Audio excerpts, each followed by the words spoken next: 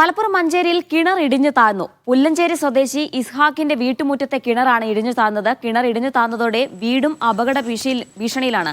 പ്രദേശത്തെ ക്വാറിയുടെ പ്രവർത്തനമാണ് കിണർ ഇടിഞ്ഞു താഴാൻ കാരണമെന്ന് കുടുംബം ആരോപിക്കുന്നു. ജംഷീർ കൊടിഞ്ഞു ചേർന്ന വിശദാംശങ്ങൾ നൽകാൻ. ജംഷീർ, എപ്പോഴാണ് സംഭവം? എന്താണ് വീടിന്റെ ഇപ്പോഴത്തെ അവസ്ഥ? കുടുംബത്തിന്റെ ആരോപണം എന്താണ്?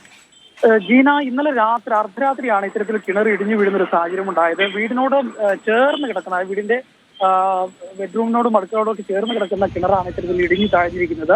മാത്രമല്ല, ഇപ്പോഴും ഈ കിണറിന്റെ ഒരു ഭാഗത്ത് നിന്ന് മണ്ണ് പോയിക്കൊണ്ടിരിക്കുന്നു. അതുകൊണ്ട് തന്നെ വീടിന് വലിയ ഭീഷണിയും നേരിടുന്ന ഒരു സാഹചര്യമുണ്ട്.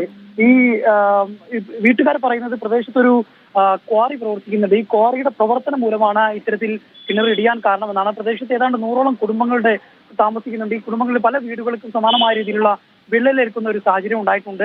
ഈ വീടിനും, അതായത് ഈ കിണർ ഇടിഞ്ഞ വീടിനും വലിയ തരത്തിലുള്ള വിള്ളലുകൾ വീണിട്ടുണ്ട്. ആ ഒരു ജർക്കിംഗ്, ഈ പാറ പൊട്ടിക്കുന്നതിന്റെ ജർക്കിംഗ് മൂലമാണ് ഇത്തരത്തിൽ കിണർ ഇടിഞ്ഞു താഴുന്നത് എന്നുള്ളതാണ്. ഈ വീടുകൾക്കെല്ലാം തന്നെ വലിയ തരത്തിലുള്ള വിള്ളൽ സംഭവിച്ചിട്ടുണ്ട് എന്നുള്ളതാണ്.